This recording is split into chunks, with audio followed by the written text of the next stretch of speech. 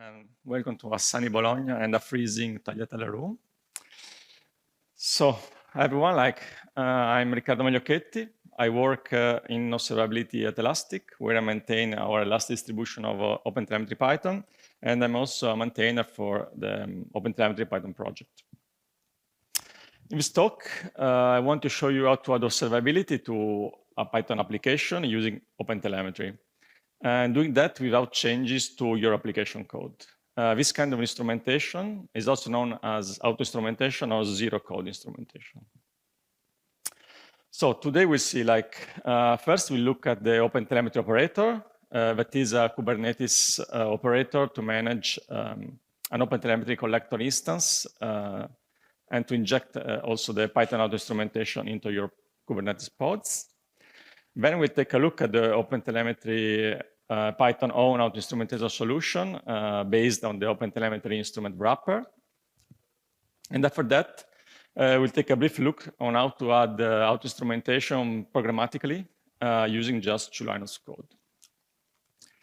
And finally, if you have time, and I hope so, we'll take a look at the GenAI work we are doing inside OpenTelemetry. So I'll start by giving to people that are new to this space, new to observability and OpenTelemetry, a brief introduction. Please note this is not an observability or an OpenTelemetry tutorial, but it's just to give a bit of context. I'm waiting for the door to close. And thank you. And how many of you already know OpenTelemetry? Please raise your hands. Okay, most of the room, nice. First time that I got that big percentage. And how many of you are using OpenTelemetry in production? Okay, dozen hands up, so nice. So observability is the ability to understand the internal state of a system by looking at its outputs. This means being able to understand a software system by looking at the telemetry data it exports. And in other words, unless you have a crystal ball, you of course need data to understand how your system behaving and what they're doing in production. So OpenTelemetry is an open source project, and it's an observability framework, providing both specification and implementation in order to create and manage this telemetry data. It is a CNCF, CNCF is Cloud Native Computing Foundation incubating project. So it's the same foundation of Kubernetes and other projects. So the telemetry data that OpenTelemetry handles are called signals. The first signal is traces that used to follow requests or calls into your application. Think of HTTP calls, database calls, RPC calls, and stuff like that, but also plain function doing some computing inside your application. An example of tracing may look like this. Like in this picture, we see we are tracing 3 different services, and you can see the different colors, hopefully. And so we are able to trace the dependencies between them. Being able to see tracing between services is what is called also distributed tracing. The second signal that OpenTelemetry supports are called metrics, and they're just used to capture some measurement at runtime. For example, memory usage, CPU usage, maybe the time spent serving requests and stuff like that. And with metrics, we can get a clue on what's going on the system. This is a silly example, just charting CPU usage of an host machine and Kubernetes pods. And then the first signal is logs that are just some structured or unstructured text with a timestamp. And you're probably logs are the most used signal already, so probably you're already used to an interface like this. Usually they got a first signal in order to debug things. This is just an example of filtering the logs from the recommendation service, that is one service written in Python running in the OpenTelemetry demo.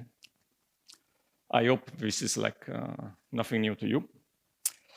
Last, support the signal in OpenTelemetry is profiles that is used for collecting profiling data on the activity running on the operating system. Sorry. Mind that profile signal is not stable yet, but people are working on it actively. That was enough for the introduction. Let's look at the option we have to serve our Python application using OpenTelemetry. So the first option is the Kubernetes operator. The operator consists of a Kubernetes operator, again, that manages a couple of things. First, it manages an OpenTelemetry collector instance. The OpenTelemetry collector is an implementation on how to receive, process, and export telemetry data in various formats. Default formats is the OpenTelemetry one, that is OTLP, but it also supports Prometheus and Jaeger or Jaeger protocols. And the operator also manages a system to inject the auto-instrumentation code for a bunch of supported languages into your pods. And of course, Python is supported.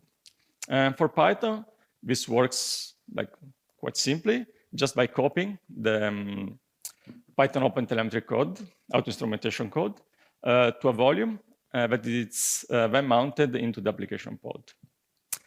Then the operator is also setting some environment variables for configuring the thing in order for having the OpenTelemetry Python agent to work. The managed collector instance, while being optional, is advised because it lets you simplify a bunch of things by acting as a proxy between your application and the observability platform that will receive your data. First, it simplified the management of secrets, where only the collector will know the secrets in order to write to your observability platform. And then it's also an handy place to do some processing. You can filter data, you can aggregate things, deleting attributes, adding attributes, renaming metrics, stuff like that. I left a link on the slide if you're interested in more information. So the architecture of these things will look something like this, where you have your application there, but are writing, exporting data to the auto collector. And the auto collector, again, is receiving, processing, and then exporting again to your observability platform. In this last month, there have been a few nice improvements regarding Python auto-instrumentation. We made more environment variables set by default, so you don't need to set them anymore. And I don't think you don't need to set anything at the moment. And we also had the support for Muzzle-based container images, like the one based on the Alpine distribution.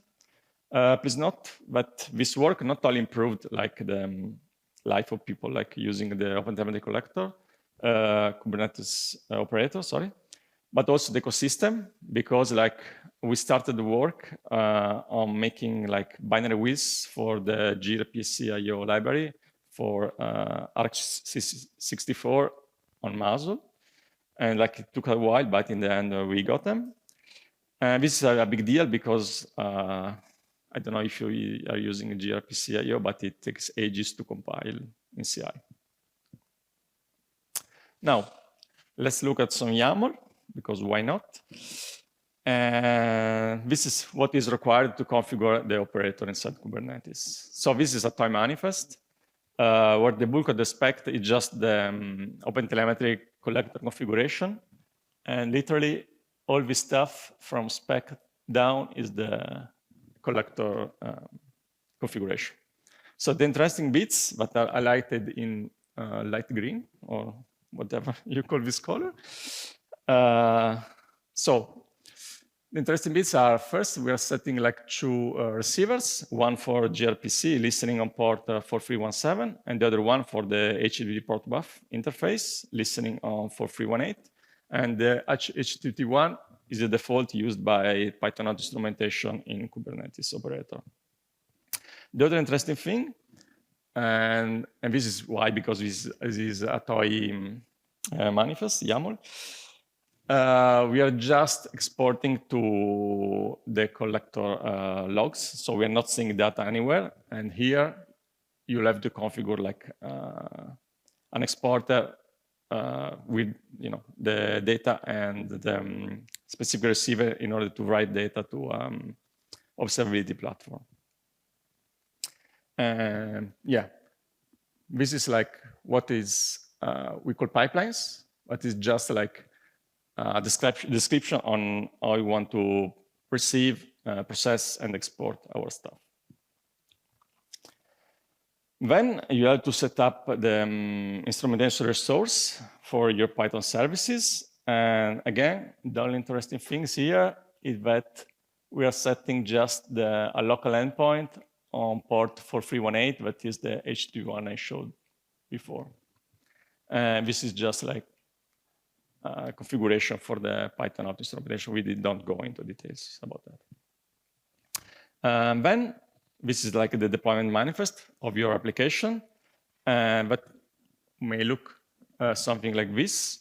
The interesting part here is this metadata part, where we are just saying like we want to inject the Python auto-instrumentation, and we are called the instrumentation or the Python instrumentation, which you can choose whatever name you want. And also, this is just an example on how to configure to choose the auto-instrumentation for the Muzzle C library, because like unfortunately, the switch between the default glibc auto-instrumentation and the Muzzle one is not automatic, so you have to configure it in this manifest, in your application manifest. Now, the bad parts, of course, like in always piece of code, there are also the bad parts. Currently, there are only one OpenTelemetry operator Python auto-instrumentation image built per operator version. This means that this image is built for a single Python version and contains both the glibc and the Muzzle instrumentation builds. And this leads to two problems. The first one is that some Python packages, as you may already know, install like some binary code, so binary wheels. And the problem with wheels is that wheels are most often built only for a single Python version and a single C library. And so the problem is that, for example, Python already, the Python auto-instrumentation code already using some binary wheels, and specifically like gRPC.io that we talked before. And also we use PSUtil in order to create system metrics. And so the problem with this is that sometimes it may not work out of the box. And the second problem is that still we are building like one image for a Python version. And so some packages we install may not work on older Python version, or maybe even newer Python version. But for example, recently we got regression because one user was building was running a service with Python 3.8, which you should not because it's not supported anymore. But they were doing that, and we were building the operator image with Python 3.11, and so we were installing a urllib3 version 2 new that was not working in 3.8. And so we had to like revert to another version. And so the solution to this is the dumbest one, that is like to just build an image for the operator on Python instrumentation that matches the environment you're running it. And so build it with just the C library you need and also the Python version you need. And so this is an updated manifest of the one we showed before, where you just specify a specific Docker image instead of the standard one. And so this was the Kubernetes operator. Second option, in order to use OpenTelemetry without touching our code, is using the OpenTelemetry instrument wrapper. This wrapper works by doing some Python tricks under the hood in order to set up and load the Python hotel agent before your own code.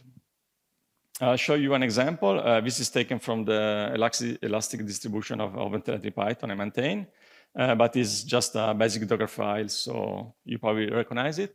And it is like a Flask application. The interesting part, again, the first one is here we're running a tool called e.bootstrap, but is our own version of the upstream one, but it's called OpenTelemetry Bootstrap. They do the very same things, it's just like different configuration. And these tools like scans what you have installed in your environment, and then like you can choose like to list or even install the possible instrumentation we can provide. So like the idea is that you don't need to know what instrumentation we have. You run this tool and the instrumentation that are available for the stuff you're using will be installed automatically. And then the other important bits, and I hope you can see it, is this command definition, where we prefix the Flask run command with just OpenTelemetry instrument, that is our wrapper. And this is enough in order to have an instrumentation for a Flask service out of the box. So also, well, this is not enough because you, of course, have to configure things. And so the other, I guess, the important bits are that you have to set, of course, the environment variable for at least the endpoint where you want to send data, and the headers, for example, authentication. So by the way, if you are sending data to a local collector instance, you don't need any of this because the default is to send to a specific port, and by default, you don't have authentication. So this is just like if you want to test it and send data somewhere. So if you're interested in how the OpenTelemetry agent works under the hood, I suggest you to take a look at this other code I'm done. This is a link to the recording for the talk at FOSDEM this year. Thank you. And yeah, like I submitted both talks to this conference, and you choose this one, so your choice. And the third option is programmatic, what you call programmatic auto-instrumentation. Programmatic auto-instrumentation, by definition, requires changing your application code, but not very much, and it's just a couple of lines of code. For configuration, this also relies on environment variables. And by the way, this example should be put like before everything of your code, because otherwise we are not able to initialize everything, initialize and instrument everything.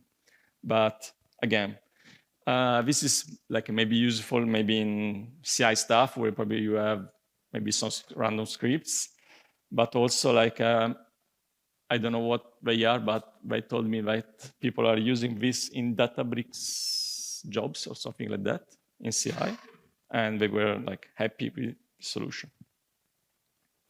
So what to use? As every engineer would say, like it depends. If you're using Kubernetes, of course, the operator may be your first choice because you don't have to touch your application code, and the ops people may just like inject stuff without your developers know. And just remember, you may need to build your own custom instrumentation image. Otherwise, there's the OpenTelemetry instrument to wrap your application entry points. This is still without changing your application code, but maybe just your Docker files or how you start your services. Third option, when you can't use the other one, I will say, you have this thing we call programmatic auto-instrumentation, which requires like to add 2 lines of code to your application and still relies on environment variables for configuration. So this was the OpenTelemetry instrumentation part. Now we have plenty of time to look at what we are doing in OpenTelemetry regarding GenAI. So another question, like how many of you need to observe GenAI application Python GenAI application, yeah, of course. So just have a bunch of ends. So there are two kinds of GenAI work going on in OpenTelemetry right now. In the, I mean, like in the OpenTelemetry project, not in the OpenTelemetry like world, where a lot of things are going on. The first one is writing semantic convention for GenAI application. That is, semantic convention are like the specification of the output of tracing and metrics for a GenAI library, like what events we need to log and what metrics, again, I already said, and what metrics to send. Okay. The second one, work we are doing inside the OpenTelemetry regarding GenAI, it's writing instrumentation for client libraries. And you may, as you may imagine, like one work like influence the other, because like you write specification, when you write an instrumentation, but also like when you write instrumentation for maybe a new library, you have to update the specs because like maybe like the spec was not like semantic convention was not generic enough, or maybe like new libraries create new use cases and stuff like that. And at the moment, the GenAI semantic convention define like span attributes for tracing chat completion API calls. Spans are just like unit of work, but are the unit that compose a trace. And also span attributes for tracing embeddings API calls. By the way, chat completion API calls, and when you ask like, you send to an LLM, just give me something, like you write in natural language and you get a response. Embeddings API are when you send like a string and you get the same thing in embeddings. So it's like an array of integer or floats more than integers. And then we have span attributes for agents invocation calls. And these are calls where you ask an agent to provide something. So this is a screenshot, ugly one, by the way, but this one I had it near me. So this is like an example of what we are testing right now. This is from a chatbot app, and is using the OpenAI library to query. This is a Qwen model locally. And yeah, so this is like a Qwen model hosted on Ollama locally and traced by the OpenAI instrumentation. So this GenAI semantic convention also define a bunch of events for these various messages used in GenAI chat sessions. Events sent for the various messages include the various roles. So we have events for system messages, user messages, and assistant messages. We have an event for the responses from these LLMs, and also for the responsive of tool calls. Tool calls, if you don't know, like when these LLMs are not able to do like everything by their own, and so you provide some external system or function or something more complicated to provide some help to these LLM models. And yeah, and then of course the LLM responses. Yeah, this is like a silly example of a response stored as an event. This is like the same logs interface we've seen before. Again, nothing interesting, just like a bunch of JSON data. So we define a couple of metrics, the duration of the operation in seconds. That is like the time when the API call to the model took. And then the number of input and output tokens. Again, this is just simple graphs, not very useful because we have two different stuff that has different units. But again, token used and operation usage in cycles. So on the Python side, at the moment, we have an OpenAI instrumentation, but mostly complete, I say. And the important thing is that with the OpenAI, we trace libraries and not models. And so with OpenAI instrumentation, you can call other models, like other providers, stuff like that. We have a pretty complete AWS Bedrock implementation. We trace 4 APIs because, of course, AWS APIs, the more the merrier. We have the converse and the invoke model, streaming and non-streaming implementation. And the problem with invoke model APIs are that these are old and model specific, so we test this thing with just a bunch of models, but we can support more. We have a Vertex AI instrumentation for the Google service. We have also a pretty complete GenAI, again, from Google GenAI SDK library. And yeah, what's next? On the Python instrumentation side, the plan is, of course, to conclude the missing features of all this instrumentation code. But the elephant in the room is that there is an ongoing discussion and a donation proposal from the OpenTelemetry project to donate all their instrumentation. And so if the donation will be successful, there will be quite a bit more instrumentation available. But still a lot of work to do because we have to update this instrumentation to the upstream semantic convention. And on semantic convention side, the most interesting word is, of course, MCP semantic convention, because everyone is writing MCPs right now. MCP are a common interface for being able for LLMs to being able to call a standardized interface your services. And yeah, to conclude, since we run out of time, we have seen the free system we can use to instrument without OpenTelemetry your Python application without and with touching just 2 lines of code. And we also seen we are working on GenAI use cases inside OpenTelemetry. Here on the slides, I left a couple of links. The most important one is that, of course, if you're interested in these things, we have a Slack channel on the CNCF Slack, and we are always looking for help, of course. And yeah, I upload my slides here. Also, I upload them this morning. And yeah, probably also be available on the PyCon Italia website, I guess. And yeah, that's it. If you have time. Yeah.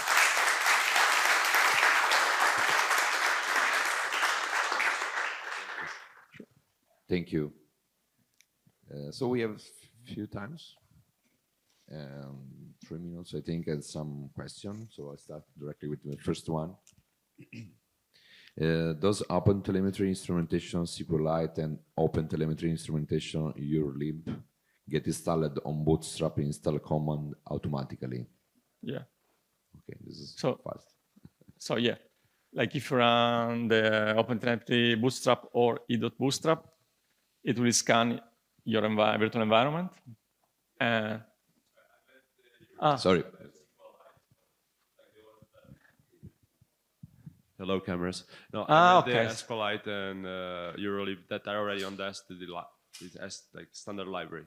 Yeah, yeah. The thing is that for some instrumentation that are available in a standard library, like SQLite, Async.io, or threading or stuff like that, they will be always installed because they'll always be available.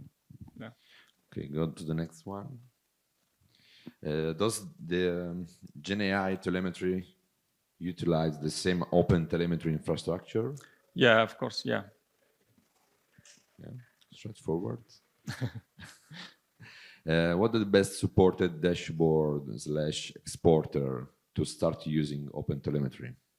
Well, as I said, I work for Elastic, so I have to say Elastic, of course. Okay, the last one is, does the GenAI telemetry also work with Azure OpenAI?